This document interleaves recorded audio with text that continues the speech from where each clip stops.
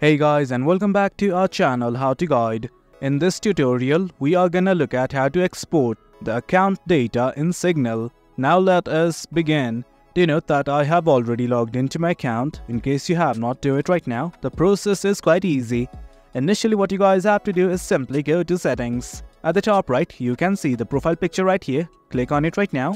Once you guys do that, you will be redirected to the settings page. Well, as you guys can see, there are lots and lots of options. But right now, all you guys need to do is focus on this thing right here called as account.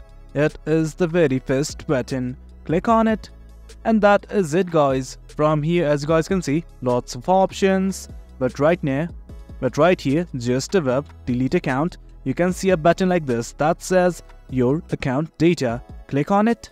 Now from here, do note that you can export your account data as TXT or JSON. Simply select whatever you wish, and once everything's okay, click on Export Report. And that is it, guys. Once again, give your confirmation. That's about it, guys. That's how you export your account data in Signal. Hope you guys found this video informative, and for more content like this, do remember to hit like, share and subscribe. Your support fuels us. Until next time, thank you.